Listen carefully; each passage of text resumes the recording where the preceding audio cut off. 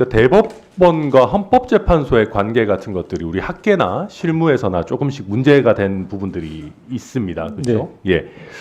근데 그거를 넘어서서 지금 굉장히 위험한 발언이 오늘 하나 나와서 좀 짚고 넘어가려고 하는데요. 국민의힘의 당대표 권한대행이자 원내대표를 맡고 계시는 권성동 대표가 오늘 이런 말씀을 하셨어요. 국회가 추천한 헌법재판관 3명의 임명을 함부로 강행하면 탄핵 심판 자체가 무효화될 수 있다라는 얘기를 했습니다. 여기서 조금씩 좀 짚어보겠습니다.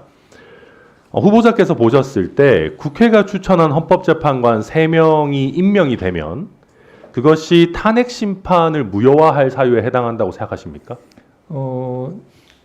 아마 탄핵 소추 입장에서는 우리가 소위 말하는 재판의 본안에 들어가기 전제로서 재판부 구성, 그리고 헌법재판소 9인 중에서 3인에게 이런 문제가 있으니 재판부 구성에 문제가 있다는 주장을 할 수도 있을 것 같습니다. 아마 그런 염두에 두지 않았을까 싶고, 그렇다면 헌법재판소가 그 점에 대한 판단을 전제적으로 해야 될 것 같고, 그때 헌법재판소가 명확한 헌법적 해석과 판단을 할 것으로 저는 생각합니다. 그렇죠. 그러면 이제 그 임명에 대해서 헌법재판소가 판단을 할 것이고, 헌법재판소가 해당 전제에 대해서 헌법재판관 신규 세 분의 임명이 문제가 없다라고 해서 탄핵 심판을 인용하든 기각하든 어떤 결과를 내게 되면 네.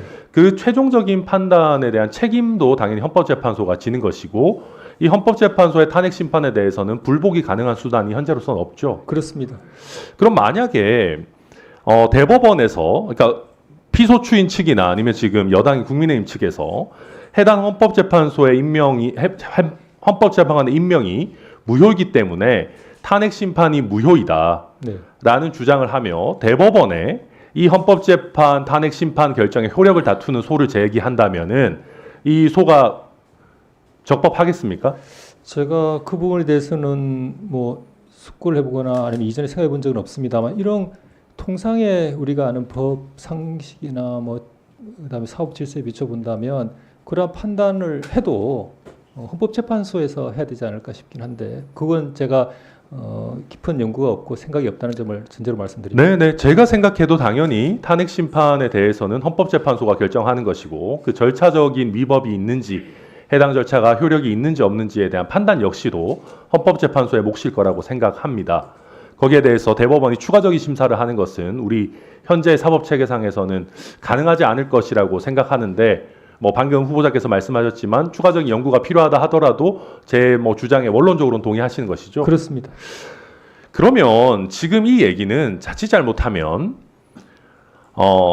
사법부의 한 축을 담당하는 헌법재판소의 결정 자체에 대한 국민적 불복을 요구하는 것으로 전 해석될까 봐 굉장히 걱정이 됩니다. 사실 사법부의 판단이라고 하는 것이 사법부가 자체적인 군대를 가지고 있는 것이 아니기 때문에 결국 사법부의 판단이 준수되는 것은 다른 헌법기관들의 어떤 삼권 분립에 대한 존중, 사법부 판단에 대한 존중이 전제가 되어야 되는 것 아니겠습니까? 그것이 안 된다면은 결국은 국민들의 저항권 행사 같은 아주 예외적인 경우가 아니라면 사법부의 판단을 힘으로써 굴복시킬 절차는 없는 것 아니겠습니까? 그렇게 생각하시죠? 네, 그렇습니다. 그래서 제가 이 말씀을 듣고 여당에 굉장히 책임 있는 자세에 계시는 분이 뭔가 탄핵 심판 자체의 무효화를 언급하시는 것 그 자체가 저는 우리 사법부에 대한 존중에 있어서 심각한 문제가 있다고 생각하는데, 후보자의 견해는 어떠십니까? 우리 헌법재판소의 일이라서 그 부분에 관해서 언급은 저는 조심스럽고 삼가는 것이 맞겠습니다. 그런데 가정적으로 우리 사법부 대법원까지 말씀하시니까, 우리 대법원으로서는 그런 상황이 생기면 헌법 질서하에서 사법부 독립, 그리고 우리 사법부의 최종적 책임, 그리고 그 책임은 우리 국회나 여기서 탄핵으로 물으신다면 책임을 질 것이 맞고, 그 모든 것은 우리 헌법 하에서, 헌정 질서 하에서 이루어지고 그렇게 또 돌아간다고 저는 생각합니다. 그러니까 사실 이 논리를 계속해서 확장시키면 방금 후보자께서도 말씀하셨지만 오늘 우리 대법관 인사청문회에도 여당 의원들이 지금 참여하지 않고 계시고 굉장히 비협조적인 자세를 취할 걸로 보여집니다. 그러면 향후에 지금 피의자 윤석열에 대한 내란 사건이 대법원으로 갔을 때 지금 여당의 동의가 없는 이런 대법관의 임명에 문제가 있다. 대법원의 판결도 역시 무효화될 수 있다. 이런 식의 논리를 편다라고 한다면은 저는 이것은 입법부의 일원으로서 굉장히 무책임하고 상권 분립을 무력화하고 우리 헌정 질서를 위태롭게 하는 굉장히 부당한 주장이라고 생각이 들거든요. 대법관 후보자로서의 입장은 어떠십니까? 후보자로서 청문회를 비롯한 동의 절차에 성실히 임하겠습니다. 그리고 국회의 동의를 받아서 당당한 대법관으로서 본분을 다하고 싶습니다. 예, 저도 우리가 이제 아까도 계속 이제 계엄이라는 상황, 또 내란이라는 상황 하에서 입법부의 권한을 이야기했지만 결국 이런 여러 혼란 상황에 대한 최종적인 판단을 하고 우리 사회가 다음 단계로 넘어갈 수 있도록 하는 권한은 대부분 사법부에 부여되어 있습니다. 그렇다고 한다면 우리 입법부의 구성원들도 사법부의 판단에 대해서는 최대한 존중하고 특히 이렇게 우리 권력 구조에 대한 중차대한 문제일수록 사법부 판단에 대해서 국민들의 불신을 야기하거나 오히려 또 뭔가 무효화를 암시하면서 사법부의 판단에 대해서 국민들의 뭐랄까요, 이렇게 저항을 야기할 수 있는 이런 선동행위 같은 것들은 저는 굉장히 자제해야 된다라고 생각을 합니다. 저는 그래서 우리 입법부의 일원들이 사법부의 개별 판결이나 개별 법관에 대해서 지나친 문제 제기나 뭐 탄핵을 협박한다든가 이런 부분에 대해서도 평상시에 굉장히 문제 제기를 하고 있는데 저는 거기서 더 나아가서 굉장히 중차대한 헌법재판소의 탄핵 심판에 대해서까지 제대로 된 논리도 없이 뭐 3명 추가로 임명하면 이거 무효화 시킬 수도 있다. 이런 식으로 사전에 흔들기 들어가는 거는 굉장히 잘못됐다라고 생각을 하거든요.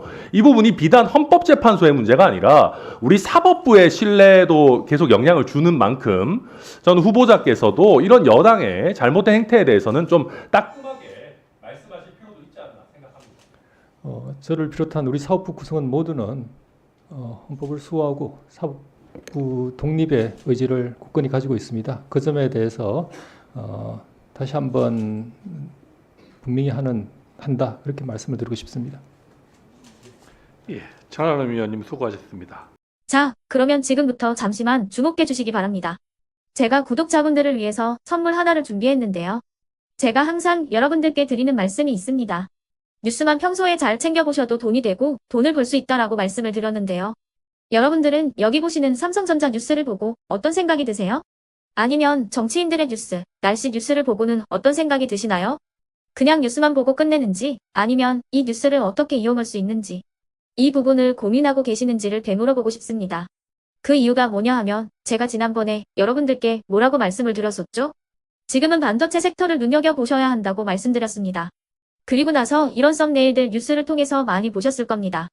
반도체 내용이 이슈가 됐을 때 부자들은 어떻게 생각한다? 반도체 관련주들은 뭐가 있는지, 어떤 종목이 가장 좋은지, 어디에 투자해야 돈이 몰리는지 자연스럽게 생각한다고 제가 말씀을 드렸죠. 그 이유가 뭐냐 하면 부자들이 봤을 때는 이슈가 곧 돈으로 이어지고 그 이슈가 나에게 돈을 벌어준다는 경험적 확신이 있기 때문에 부자들은 항상 이런 사회적 이슈를 관심 있게 챙겨본다고 제가 말씀을 드렸습니다. 이번에도 마찬가지인데요.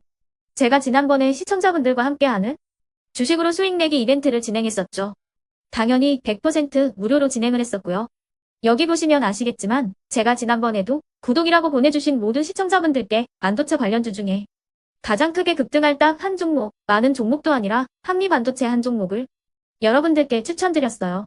그러면서 여기 나와 있는 대로 정확히 얼마에 매수해야 하는지 그리고 수익률이 어느 정도 나왔을 때 팔아야 하는지를 이런 부분들까지 여러분들에게 정확히 알려드렸었는데 지금 실제로 어떻게 되었다? 오른쪽을 보시면 아시겠지만 제가 지난번 문자 발송으로 이 한미 반도체를 소개해드리고 나서 실제로 이렇게 5배 이상 어마무시한 상승이 나왔습니다. 100만 원만 투자를 했어도 무려 500만 원이 넘는 수익금이 생긴 거죠. 그래서 당시에도 굉장히 많은 분들이 제가 드린 이 한미 반도체로 수익을 내실 수가 있으셨을 텐데요. 다시 한번 축하드린다고 말씀을 드리겠고 이번에도 마찬가지입니다. 앞으로도 2024년, 2025년 계속해서 기대해볼 섹터는 AI입니다. 그 중에서도 AI 반도체는 그 누구도 부정할 수 없는 미래 성장 산업입니다. 그러면 우리가 어떻게 생각해 볼 수 있을까요? AI 반도체 종목 중에 앞으로 크게 대장 역할을 하면서 10배 이상 급등할 수 있는 텐베고 종목을 지금부터 열심히 추적해야 한다는 겁니다. 큰 돈을 투자하지 않더라도 월급의 일부분 아주 소액이라도 이 종목을 모아가야 수백 %의 수익률을 손에 쥘 수 있는 것이죠. 지금 여러분이 보고 계시는 이 유튜브 또한 AI 반도체와 아주 밀접한 연관이 있고 반도체야말로 대한민국의 핵심 산업으로 앞으로 더더욱 시장은 성장할 수밖에 없습니다. 그렇기 때문에 제가 이번에도 뭘 보내드리고 있냐면 지난번과 똑같이 구독이라는 문자를 보내주시면 제가 AI 반도체 관련주 중에 앞으로 대장주 역할을 하면서 주가가 가장 크게 급등할 한 종목을 여러분들께 문자 발송으로 종목명과 사고 파는 시점을 모두 알려드릴 건데요. 그 문자를 받고 여러분들이 주식으로 돈 버는 연습을 한번 해보셨으면 좋겠고요. 혹시라도 나는 주식을 하지 않는다 하시는 분들은 주변에 주식하시는 지인분들에게 말씀을 해주셔도 되고요. 아니면 연세가 있으셔서 투자가 어렵다 하시는 분들은 이 종목을 자녀분들에게 한번 사봐라. 이걸로 한번 수익을 내봐라. 이렇게 조언을 해주실 수도 있는 거겠죠. 그래서 지금 이 영상을 보시는 시청자분들 중에 나도 이번 종목이 좀 궁금하다 하시는 분들은요. 누구나 상관없이 그리고 어느 시간대나 상관없이 부담 없이 010-2514-5930번으로 구독이라는 문자 보내주시면 제가 이번에도 똑같이 무료 추천 급등주 문자를 보내드리겠습니다. 이해되시겠죠? 제 번호 010-2514-5930번으로 구독이라는 문자 보내주시면 여러분들이 직접 이슈를 통해서 돈 버는 연습을 해보실 수가 있는 거고 제가 돈을 받는 것도 아니고 투자를 대신해 드리는 것도 아니기 때문에 부담 없이 신청해 주시면 되는 겁니다. 그리고 수익이 나면 저는 다른 것은 하나도 바라지 않습니다. 제 채널에 구독, 좋아요 한 번씩만 눌러주시라 이렇게 다시 한번 말씀을 드리겠습니다.